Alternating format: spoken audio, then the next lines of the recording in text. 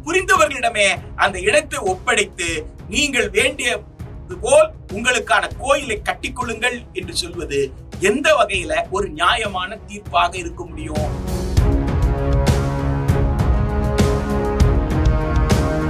Car ஏற்றி ஒரு 4 பேரை கொல்றாங்க. அந்த காருக்குள்ள ஒன்றிய அமைச்சருடைய மகன் உட்கார்ந்து இருக்காரு அப்படின்னு சொல்றாங்க.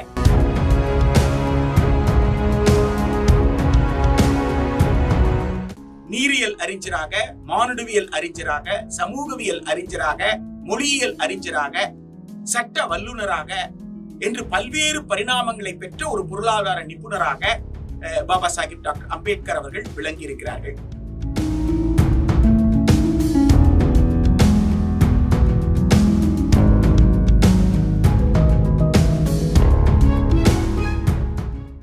பியாண்ட் ஹெட்லைன்ஸ் நேயர்கள் அனைவருக்கும் வணக்கம். இன்று நம்முடன் கல்வியாளர் பிரின்ஸ் கஜேந்திர பாபு இணைந்துள்ளார். சார் வணக்கம். டிசம்பர் 6 அம்பேத்கரோட நினைவு நாள். அம்பேத்கர் இந்த சமுதாயத்துல ஏற்படுத்திய தாக்கம் என நீங்க எதை சார் நினைக்கிறீங்க? டிசம்பர் 6 உண்மையிலேயே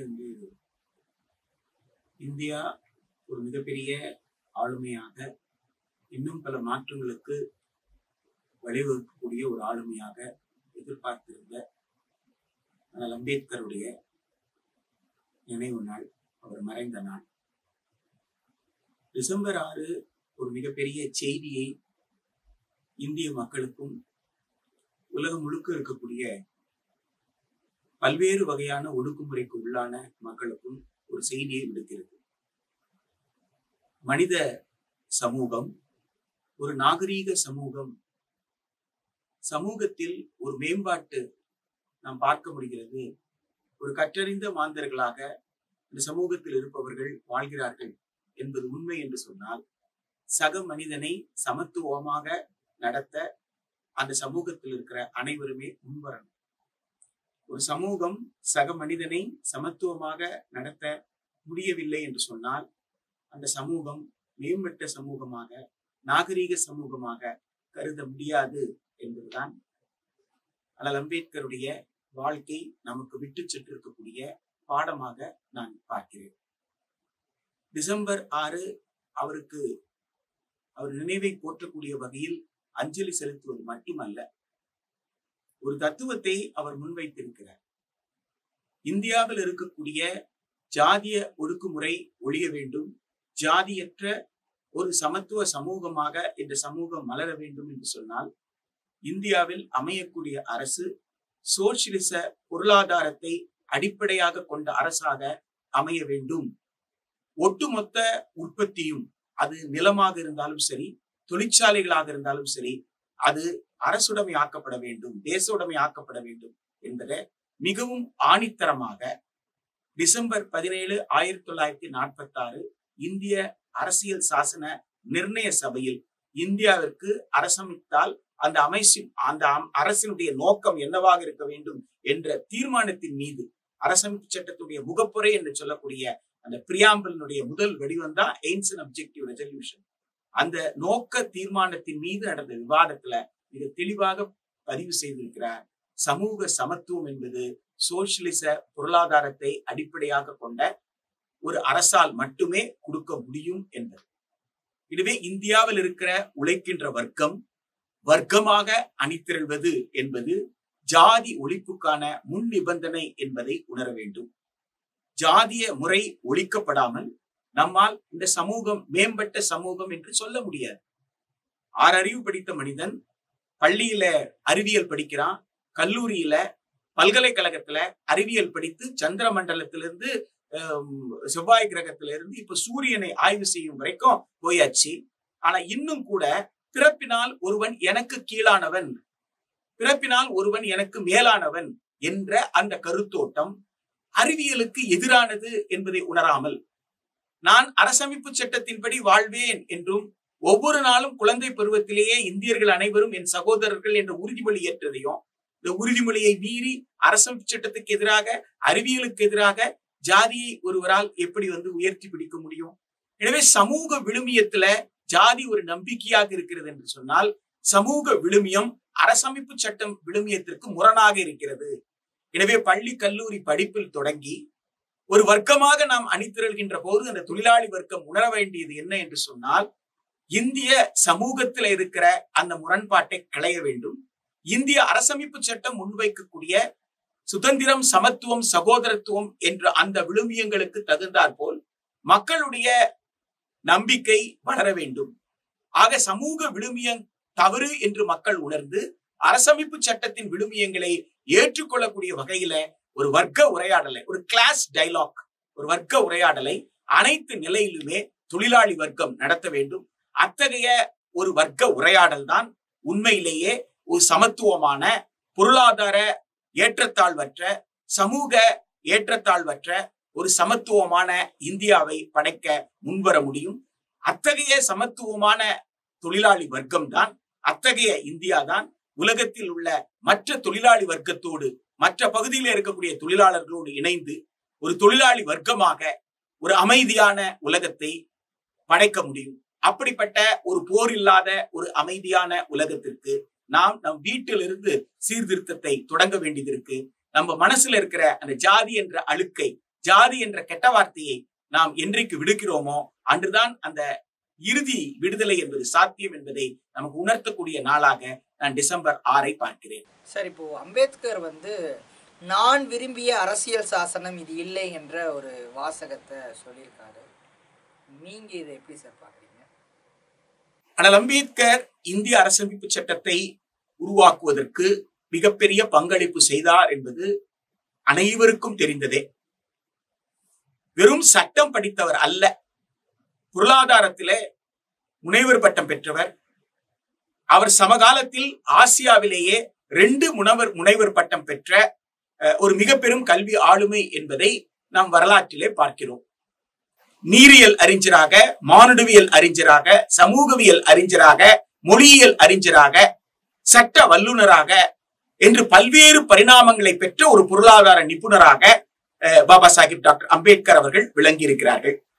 எனவே அவர் எழுதிய அரசமைப்பு சட்டம், அந்த அரசமைப்பு சட்டத்தின் நோக்கத்தை உணர வேண்டும் என்று சொன்னால், டிசம்பர் 17, 1946 உரை 1948 ஜூன் மாதம் 4ஆம் தேதி அவர் வரைவு அரசமைப்பு சட்டத்தை தாக்கல் செய்து ஆற்றிய உரை, அரசமைப்பு சட்ட வரைவின் மீது நடந்த விவாதங்களை தொகுத்து 1949 நவம்பர் 25 ஆற்றிய உரை, இந்த 3 உரையையும் சேர்த்து பார்த்தால்தான் நான் விரும்பிய அரசமைப்பு சட்டம் இது அல்ல என்று அவர் சொன்னதற்குண்டான மெய்யான பொருளை நாம் உணர முடியும். அவர் மிக தெளிவாக சொன்னார், சோவியத் யூனியனில் அமைந்திருக்கக்கூடிய ஆட்சியை போல் இந்தியாவில் ஆட்சி அமையுமேயானால் அந்த நேரத்துல நாம சொத்துரிமையை பற்றி கவலைப்பட வேண்டியதில்லை என்பதை மிக தெளிவாக சொல்லியிருக்கிறார். ஆக சோவியத் யூனியனை போல ஒரு தொழிலாளி வர்க்கத்தின் தலைமையிலான ஒரு ஆட்சி அமைய வேண்டும் என்பதுல ஆனால் அம்பேத்கருக்கு ஒரு மிகப்பெரிய விருப்பம் இருந்தது என்பது நாம் எல்லோருமே அறிந்ததுதான். டிசம்பர் 17 உரையில தெல்ல தெளிவாக முகப்புரையில ஜஸ்டிஸ், சோசியல், பொலிட்டிக்கல், எக்கனாமிக் எழுதி வச்சிருக்கிறீங்க. சமூகத்தில், அரசியலில், பொருளாதாரத்தில், நீதி பரிபாலனத்தில் அனைத்திலுமே சமத்துவம் என்று எழுதி வைத்திருக்கிறீர்கள். சமூக சமத்துவமும் பொருளாதார சமத்துவமும் நடைமுறைக்கு வர வேண்டும் என்றால் அதற்கான கூறுகள் எங்கே என்ற கேள்வியை எழுப்புகிறார். 1946 டிசம்பர் 17 கான்ஸ்டிடியூவன்ட் அசம்பிளியில எய்ம்ஸ் அண்ட் அப்ஜெக்டிவ்ஸ் ரெசல்யூஷன் மீது நடந்த விவாதத்தின் மீது பேசுகையில இந்த கேள்வியை எழுப்புறார். எழுப்பிட்டு அவர் ஃபர்தரா என்ன சொல்றாருன்னா, மெய்யாலுமே சமூக சமத்துவம், பொருளாதார சமத்துவம் வர வேண்டும் என்று சொன்னால் எதிர்வரும் அரசு இந்தியாவில் இருக்கிற ஒட்டுமொத்த உற்பத்தி துறையையும் நாட்டுடைமையாக்காமல் சாத்தியப்படுமா? லேண்ட் அண்ட் இண்டஸ்ட்ரீஸ் என்ற வார்த்தையை பயன்படுத்துற. அப்படி என்றால் எதிர்வரும் அரசு சோசியலிச பொருளாதாரத்தை அடிப்படையாக கொண்ட அரசாக அமையாமல் அது சாத்தியப்படுமா என்ற கேள்வியை எழுப்புகிறார். இதை நீட்சிய நீங்க டைரக்டிவ் பிரின்சிபிள்ஸ் ஆஃப் ஸ்டேட் பாலிசின்னு சொல்லப்படுற அரசுக்கு வழிகாட்டும் நெறிமுறைகள் சொல்ற அந்த பகுதியின் மீது அவர் 1948 ஜூன் 4ஆம் தேதி அந்த வரைவை தாக்கல் செய்து அதற்கான விளக்கம் கொடுக்கும் பொழுது அவர் சொன்னதை நாம உணரணும். அவர் சொல்றாரு, இந்த டைரக்டிவ் பிரின்சிபிள்ஸ் ஆஃப் ஸ்டேட் பாலிசியில ஆர்டிகல் 41 எதை பத்தி பேசுது? Right to work, right to education, கல்வி உரிமை, வேலைக்கான உரிமை, அரசின் பொருளாதாரம் மேம்பட மேம்படன்னு சொல்லுது.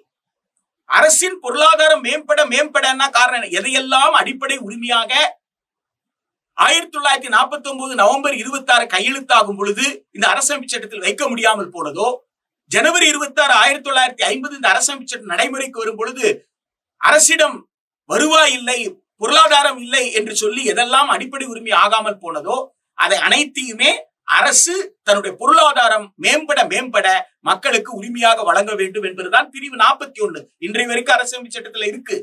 43 லிவிங் வேஜஸ் பத்தி பேசுது. நாம இப்ப மினிமம் வேஜஸ் பத்தி தான் போராடிட்டு இருக்கோம். குறைந்தபட்ச ஊதியத்திற்கான போராட்டத்தை நடத்திட்டு இருக்கிறோம். ஆனா வாழ்வதற்கான வாழ்வுரிமைக்கு உண்டான கண்ணியமிக்க வாழ்க்கைக்கான ஊதியத்தை பற்றி நம்ம பேசவே இல்லை. ஆனா அரசமைப்பு சட்டத்தின் கூறு 43 கண்ணியமிக்க வாழ்க்கைக்கான அந்த ஊதியத்தை பற்றி லிவிங் வேஜஸ் பத்தி பேசுது. 38 39 மிக தெளிவாக அரசமைப்பு சட்டத்தின் கூறு 38 39 மிக தெளிவாக எதை சொல்லுகிறது என்று சொன்னால், ஒருவரிடம் சொத்து குவிய கூடாதுன்னு சொல்லுது. ஒருவரிடம் சொத்து குவிய கூடாது, சொத்து பரவலாக்கப்படணும், எல்லோரிடமும் நாட்டினுடைய வளங்கள் பகிர்ந்து இருக்கணும், யாருக்கும் சொந்தமாக ஒரு நாட்டினுடைய பொருளாதாரம் சுருகிவிடக் கூடாது. சம்பளம் கொடுக்கும் போது கூட ஒரு துறையில வேலை செய்யக்கூடிய அந்த துறையின் தலைவருக்கும் அதிலே இருக்கக்கூடிய கடைநிலை ஊழியருக்கும் மிகப்பெரிய சம்பள பாகுபாடு இருக்கக்கூடாதுன்னு சொல்லுது.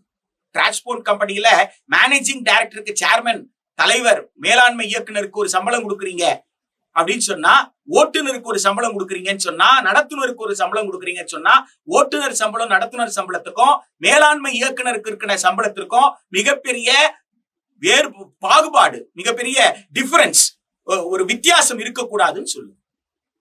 இது அரசமைப்பு சட்டத்தில் எழுதியிருக்கு. இப்ப அரசமைப்பு சட்டத்தை படிக்காதவர்கள் யாரும் மேலாண்மை இயக்குனராக, போக்குவரத்து துறையின் தலைவராக வந்துவிட முடியாதே. ஆனா இதை பற்றி ஏன் விவாதிக்கவே இல்லை? இதையெல்லாம் விவாதிக்க வேண்டும் என்று சொன்னால் மக்களிடம் ஒரு உரையாடல் நடக்கணும்.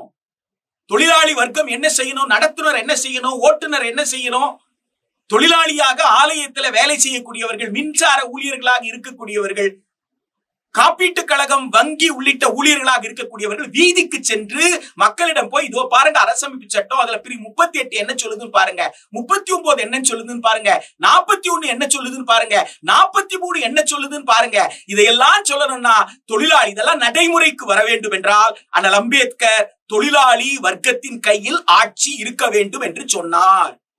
யூ கம் டு பவர் கொடுக்க சொல்றாரு. You go to the people, have dialogue with the people, come to power னு சொல்றாரு. என்ன அர்த்தம்? யாரை பார்த்து சொல்றார்? சோசியலிஸ்டுகளை பார்த்து சொல்றார், கம்யூனிஸ்டுகளை பார்த்து சொல்றார். கம்யூனிஸ்டுகள் செய்ய வேண்டியது வர்க்கத்தின் தலைமையில் ஆட்சி அமைக்க வேண்டும் என்று நினைக்கின்ற கம்யூனிஸ்டுகள், தொழிலாளி வர்க்கம், தொழிலாளிகள் மக்களிடம் சென்று உரையாடுவதும், மக்களுக்கு அரசமைப்பு சட்டத்திலேயே இவ்வளவு விஷயங்கள் எழுதி வச்சிருக்குன்னு புரியறதுக்கும், நமக்கு கல்வி உரிமை எழுதி வச்சிருக்காங்க, 75 ஆண்டுகள் ஆயிருச்சு, இப்ப கூட வரியையும் கேட்கிறாங்க, பிள்ளைக்கு சம்பளமும் கேட்கிறாங்களே, எப்படியானு கேட்கணும்ல. சென்னை பல்கலைக்கழகம் அரசின் பல்கலைக்கழகம், சென்னை பல்கலைக்கழகம் கட்டணம் எல்லாம் அல்லவா கல்வியை கொடுக்கணும், அதுக்குதானே நான் வரியை கட்டிக்கிட்டு இருக்கிறேன். சென்னை பல்கலைக்கழகத்துல நான் கட்டணமும் கட்டணும், அரசாங்கத்துக்கு நான் வரியும் கட்டணும். எப்படியா? சாலைக்கு நான் வரியும் கட்டணும் அரசாங்கத்துக்கு, ஆனா சாலையை பயன்படுத்துறதுக்கு நான் யூசர் ஃபீன்ற பேர்ல அங்கங்க இருக்கக்கூடிய சுங்கச்சாவடியில துட்டு கட்டிக்கிட்டே போகணும். இது எப்படி? ஆக இது ஒரு சுரண்டல் இல்லையா? ஒரு முதலாளித்துவ சுரண்டல் இல்லையா? சந்தையில நம்மை மனிதர்களாக பார்க்காமல் நுகர்வோர்களாக பார்க்கிறார்களே. ஆனால் இந்திய அரசமைப்பு சட்டம் ஒரு கண்ணியமிக்க வாழ்க்கைக்கான உத்தரவாதத்தை கூறு 21 கொடுத்திருக்கிறேன். சமத்துவத்தை கூறு 14 சொல்லி இருக்குதே. ஏன்னா இந்திய அரசமைப்பு சட்டத்தின் கூறு 14, 21 இதையெல்லாம் நடைமுறைப்படுத்தணும்னா எதெல்லாம் அரசுக்கு வழிகாட்டும் நெறிமுறைகள்னு சொல்லப்பட்டிருக்கோ 38, 39, 41, 43 உள்ளிட்ட இந்த கூறுகள் எல்லாமே அடிப்படை உரிமைகளாக மாற்றணும். அப்படி மாற்ற வேண்டும் என்று சொன்னால் கம்யூனிஸ்டுகள் ஆட்சிக்கு வர வேண்டும். கம்யூனிஸ்டுகள் ஆட்சிக்கு அவர்கள் விருப்பப்படும் வகையில மக்களுக்கு இதையெல்லாம் நிறைவேற்றி கொடுப்பதற்கு அரசமைப்பு சட்டத்தை திருத்திக் கொள்ளுங்கள் என்று கம்யூனிஸ்டுகளுக்கும் சோசியலிஸ்டுகளுக்கும் அண்ணல் அம்பேத்கர் சொன்னதுதான் இந்த அரசமைப்பு சட்டத்தை நீங்க ஆட்சிக்கு மாத்துங்கன்னு சொன்னது. இதை நான் விரும்பல. எனவே இதில் இருக்கிற சில தவறான கூறுகளால் முதலாளிகள் பயனடைகிறார்கள் என்றால் என் மீது கோபப்படாதீர்கள். இன்றைக்கு இருக்க சூழல் அப்படிப்பட்ட கூறுகள் வந்தது. நீங்கள் மக்களோடு உரையாடி நீங்கள் ஆட்சிக்கு வாருங்கள் என்று கம்யூனிஸ்டுகளுக்கு அழைப்பு விடுத்தார் அண்ணல் அம்பேத்கர். அந்த அழைப்பை ஏற்று கம்யூனிஸ்டுகள் இந்த விஷயங்களை மக்கள் கிட்ட உரையாடலாக நிகழ்த்த வேண்டும். அதுதான் டிசம்பர் 6க்கு நாம் எடுக்கக்கூடிய உறுதிமொழியாக நான் பார்க்கிறேன். சார், இப்போ லண்டன் அருங்காட்சியகத்துல சிலை வைக்கப்பட்ட ஒரே இந்தியர் என்ற பெருமை கொண்டவர் டாக்டர் அம்பேத்கர். இது எதற்காக? நீங்க இதை எப்படி சார் பாக்குறீங்க? உலகம் ஒருவரை கொண்டாடுகிறது. உலகத்தில் இருக்கக்கூடிய மக்கள் பல்வேறு காலநிலையில பல்வேறு சூழல்ல தாம் வாழக்கூடிய பகுதியில தொடங்கி உலகத்தில் இருக்கிற பிற பகுதி மக்களுக்காகவும் கடுமையான போராட்டத்தை நடத்தி அந்த போராட்டத்தில் பல்வேறு இழப்புகளை சந்தித்து ஒரு சமூகத்தை மேம்படுவதற்கான தங்கள் பங்களிப்பை கொடுத்திருக்கிறாங்கன்னு சொன்னா, அப்படிப்பட்ட பங்களிப்பை தந்த ஆளுமைகளை உலகம் கொண்டாடும். அப்படித்தான் பாபா சாஹிப் டாக்டர் B.R. அம்பேத்கர் அவர்களை, ஆனால் அம்பேத்கருடைய சிலையை ஒரு அறிவுபூர்வமான ஒரு உரையாடலை மக்களிடம் நிகழ்த்த வேண்டும் என்று நினைத்த ஒரு மிகப்பெரிய ஆளுமை என்கின்ற வகையில லண்டன் அருங்காட்சியகத்துல அவருடைய சிலையை வைத்திருக்கிறார்கள். மாமேதை காரல் மார்க்ஸ், ஃபிரெட்ரிக் ஏங்கல் உருவாக்கி தந்த கம்யூனிஸ்ட் அறிக்கையை உள்வாங்கியவர். இடஒதுக்கீட்டை பற்றி பேசும்போது கூட, இந்தியாவில் இடஒதுக்கீடு வேண்டும் என்று பேசுகின்ற போது கூட மிக தெளிவாக சொல்கிறார். பாரிஸ் கம்யூனினுடைய அனுபவத்தை உள்வாங்கி காரல் மார்க்ஸால் முன்மொழியப்பட்டு லெனினால் சோவியத் யூனியனில் நடைமுறைப்படுத்தப்பட்ட அந்த கோட்பாட்டின் அடிப்படையில் தான் நான் இடஒதுக்கீட்டை கேட்கிறேன் என்று சொல்கிறார். அப்போ இடஒதுக்கீட்டை அவர் யாரோ சில பேருக்கு வேலை வாங்கி கொடுக்கிறதுக்கு, யாரோ சில பேருக்கு கல்வி கொடுக்கிறதுக்கு என்று பார்க்கல. ஒரு கோட்பாட்டின் அடிப்படையில் என்று சொல்றாரு. ஒடுக்கப்பட்ட வர்க்கத்திலேயே எந்த வர்க்கம் மிக அதிகமான ஒடுக்குமுறைக்குள்ளாகி இருக்கிறதோ அந்த வர்க்கம் ஆட்சி அதிகாரத்திலே பங்கு வகிக்கும் பொழுதுதான் ஒரு சமத்துவமான சிந்தனை அந்த ஆட்சிக்கு வரும் என்று சொல்கிறார். பாரிஸ் கம்யூன் அதை நடைமுறைப்படுத்தியிருக்குன்னு சொல்றார். பாரிஸ் கம்யூன்ல ஒரு ஒடுக்கப்பட்ட தொழிலாளி வர்க்கம் ஆட்சிக்கு வந்ததுனால்தான் அதனால ஒரு சமத்துவமான ஒரு கட்டமைப்பை உருவாக்குவதற்கு பற்றி சிந்திக்க முடிந்தது. இதை காரல் மார்க்ஸ் உள்வாங்கினார். எனவே காரல் மார்க்ஸ் உள்வாங்கியதைத்தான் லெனின் நடைமுறைப்படுத்தினார். காரல் மார்க்ஸால் முன்மொழியப்பட்ட அந்த தத்துவத்தை தான் லெனின் நடைமுறைப்படுத்தினார். தொழிலாளி வர்க்கம் ஆட்சி பொறுப்பிற்கு வர வேண்டும் என்பதுதான். இந்தியாவில் இருக்கின்ற மக்கள் பெரும்பகுதி மக்கள் உழைக்கின்ற மக்களாக இருக்கிறார்கள். இந்த உழைக்கின்ற மக்கள் பிற்படுத்தப்பட்ட சமூகமாக, மிகவும் பிற்படுத்தப்பட்ட சமூகமாக, பட்டியலினத்து பழங்குடி மக்களாக இருக்கிறார்கள். பெரும்பகுதி இந்திய சமூகம், கிட்டத்தட்ட 97% இந்திய மக்கள் என்பவர்கள் ஏதோ ஒரு வகையில் தீண்டாமைக்கு உட்பட்டிருக்கிறார்கள். தீண்டாமையின் அளவுகோல் வேண்டுமானால் வேறுபடலாம், ஜாதிய ஒடுக்குமுறையில் வேண்டுமானால் சில மாறுபாடுகள் இருக்கலாம். ஆனால் எல்லோருமே ஜாதிய ஒடுக்குமுறைக்கு உள்ளாகி இருக்கக்கூடியவர்கள்.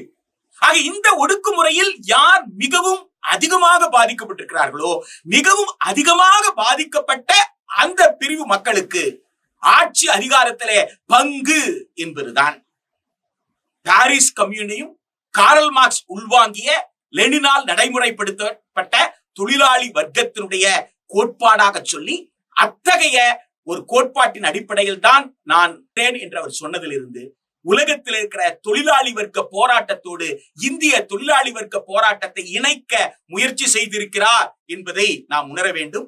அத்தகைய புரிதலின் அடிப்படையில் தான் ஆனால் அம்பேத்கருடைய சிலை லண்டன் மியூசியத்துல, லண்டன் அருங்காட்சியகத்துல இடம்பெற்றிருப்பதாக நான் கருதுகிறேன். சரி, இப்போ டிசம்பர் 6 பாபர் மசூதி இடிக்கப்பட்ட நாள்.